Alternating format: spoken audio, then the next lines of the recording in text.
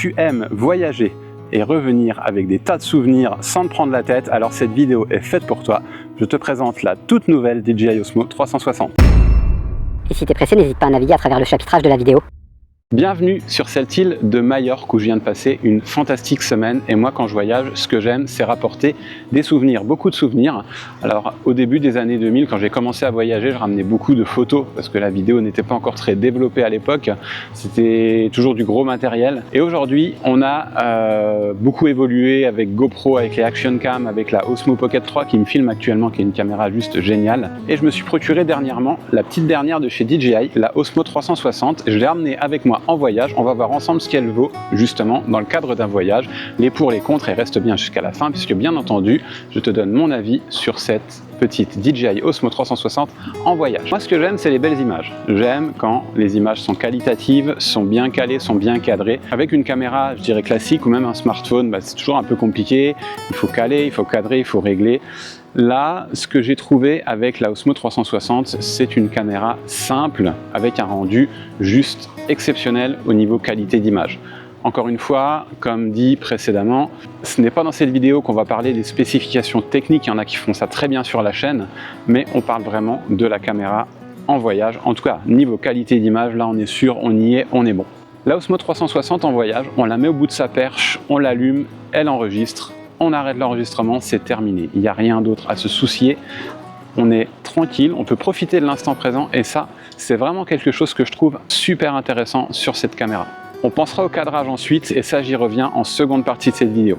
Le deuxième point que j'ai vraiment apprécié, c'est la praticité des commandes. DJI ont développé une commande vocale, une commande à la main, mais aussi une commande par rotation du poignet. En faisant 2 quarts de tour du poignet de la caméra, eh bien, ça déclenche l'enregistrement. Ça, c'est vraiment super intéressant lorsque la caméra est au bout de sa perche. Et ce qui est pratique, c'est qu'avec son petit témoin sonore, eh bien, quand vous démarrez, arrêtez une vidéo ou une photo par une commande, je vais dire externe à la caméra, eh bien, vous savez que l'enregistrement est en cours ou non. Ça, c'est vraiment super intéressant, et ça moi j'ai apprécié ça en voyage puisque on peut démarrer, arrêter la caméra même en la mettant par exemple quand on était allé à Seuillères, à travers la fenêtre du train qu'on prenait, eh bien on peut prendre des plans beaucoup plus dégagés, des plans beaucoup plus éloignés sans avoir à replier, redéplier la caméra, et ça c'est vraiment super intéressant. Encore une fois, on profite de ce qui se passe et on n'est pas là à devoir gérer tous les gadgets à droite à gauche. Un autre point que j'ai apprécié, c'est sa connectivité, parce que dès qu'on a besoin d'extraire la vidéo, le rush, ce qu'on a enregistré, eh bien on la connecte au téléphone sur l'application DJI Mimo, ça se fait tout bien, c'est super pratique. On peut aussi avoir accès aux réglages qui sont aussi disponibles sur cette application. Là, si on veut aller un petit peu plus loin dans le détail, dans le réglage, on a aussi de quoi s'amuser. Comme dit, le rendu des couleurs est exceptionnel, on a vraiment une qualité vidéo incomparable. C'est vraiment ce que j'apprécie sur cette nouvelle petite caméra. Un point qui est à mon sens un côté positif comme moins positif, c'est l'utilisation de l'application du petit logiciel Mac PC pour l'extraction des rushs. Alors, je m'explique. L'utilisation de cette caméra, ou d'une caméra 360 en général, l'intérêt c'est qu'on capture tout ce qui est autour de nous, devant comme derrière comme sur les côtés. Ça c'est génial, c'est pratique, on gagne du temps, on l'a vu tout à l'heure. En revanche, ce temps gagné, eh bien, il va falloir l'utiliser ensuite pour venir choisir l'image qu'on utilise, l'image qu'on souhaite mettre à l'écran. C'est un pour et un contre parce que moi je trouve ça très intéressant, on filme ce qui se passe devant, derrière, on peut filmer nous-mêmes, on peut ensuite récupérer le paysage qui nous entoure, et ça ne nécessite pas 25 prises de vue, c'est plutôt intéressant. Et d'ailleurs moi ça me perturbe un petit peu de ne pas avoir à cadrer. Au début j'étais un peu perdu parce que j'ai juste à prendre la caméra au bout de la perche, la mettre à enregistrer et c'est parti, et après on sélectionne le rush qui nous intéresse. C'est à la fois un pour et un contre parce que du coup je trouve que ça fait un peu plus de manip, mais en voyage en tout cas c'est vraiment super intéressant. L'utilisation de l'appli DJI, elle, sur Android, en tout cas parce que moi je l'utilise sur Android, elle est vraiment géniale. Elle est super créative, on peut vraiment faire beaucoup de choses avec cette caméra 360. Ça ouvre des portes à la créativité sur les angles de prise de vue, sur les différentes manières d'utiliser cette vision sphérique qu'a la DJI Osmo 360. Moi j'ai vraiment apprécié pour ça l'utilisation de ce combo caméra application. Même si elle est comme moi proche de la perfection, tu t'en douteras, cette petite DJI 360, elle a quand même certaines limites. Premier point, sa fragilité. Et oui, à Majorque, il y a beaucoup de sable, comme toute île qui se respecte et toute plage qui se respecte. Et le petit capuchon protecteur englobe effectivement bien les deux lentilles, mais il faut faire super gaffe qu'il n'y ait pas un grain de sable qui se soit glissé là-dedans. Sinon, on raye la lentille et là, vu que c'est une vision sphérique, on démultiplie la rayure. Moi, ce que j'aurais apprécié, et ça c'est vraiment un point qui m'a fait longuement hésiter avec la Insta360X5, c'est le côté remplacement des lentilles. Parce que oui, une lentille rayée, une lentille cassée au début du voyage, ça te pourrit toute l'utilisation de cette caméra. Ça là-dessus, j'espère que DJI vont trouver une solution rapide pour qu'on puisse changer par nous-mêmes ces lentilles. Alors oui, effectivement, elles se remplacent, mais il faut les envoyer chez DJI, et là, ça prend un peu de temps, ça coûte un peu d'argent.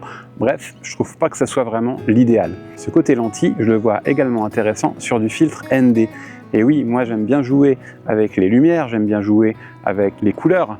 Et là, sur cette Osmo 360, c'est vraiment un monstre en qualité d'image. J'aurais vraiment apprécié pouvoir jouer justement avec la quantité de lumière qui rentre sur son capteur. Capteur qui, ça dit au passage, est juste exceptionnel et super performant du fait de sa nouvelle technologie. Je t'invite vraiment à te renseigner si c'est ce qui t'intéresse sur ce genre de caméra. Pour moi, c'était vraiment un point qui peut être amélioré assez facilement. J'espère encore une fois que DJI travaille ou travailleront sur cet aspect.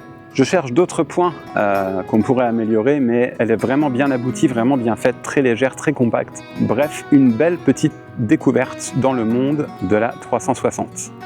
Un truc dont j'avais un peu peur, c'est le contre-jour, le gros contre-jour. Là, je suis en plein soleil levant et la caméra gère bien à l'image. Il n'y a pas de gros contraste, elle équilibre parfaitement la lumière et ça, je trouve que c'est plutôt chouette. J'avais une petite crainte là-dessus, j'ai fait quelques rushs il y a quelques temps qui m'ont inquiété à ce niveau-là, mais visiblement, elle s'en sort plutôt pas mal. Un truc qui m'a impressionné, c'est ça. Je marche, voire je cours sur la plage de Palma de Majorque, et là c'est comme si je suis sur un tapis roulant. La caméra, elle stabilise énormément l'image et ça c'est génial. L'image est très propre, on verra au dérochage ce que ça donne, mais je suis assez confiant. Deuxième point qui m'a assez séduit, et bien voilà, je me balade, je m'occupe pas trop de ce qui se passe et on verra au dérochage ce que ça donne. Je suis vraiment content parce que ça laisse place à énormément de créativité, ça laisse place à énormément de comment dire ça, vous profitez de ce qui se passe en fait, vous n'avez pas à cadrer, encore une fois je le répète, mais ça c'est vraiment génial. Vous enregistrez et terminé. Alors faut-il craquer pour cette petite dernière de chez DJI? Eh bien, je vais te faire une réponse de Normand, ça dépend. Ça dépend de ce que tu veux en faire. Si tu veux du simple, rapide, efficace, et pas t'enquiquiner à cadrer, pas t'enquiquiner à régler, pas t'enquiquiner à plein de choses, et avoir un résultat qualitatif, alors là, fonce sans hésiter. La caméra Osmo 360, elle est faite pour toi. Si tu veux du rendu un peu plus quali, un peu plus travailler tes images, oui, la caméra Osmo 360, elle est faite pour toi, mais elle ne va pas t'apporter entière satisfaction, puisque comme dit, tu ne pourras pas travailler sur les entrées de lumière avec les filtres ND, et ça encore une fois je trouve ça un peu dommage.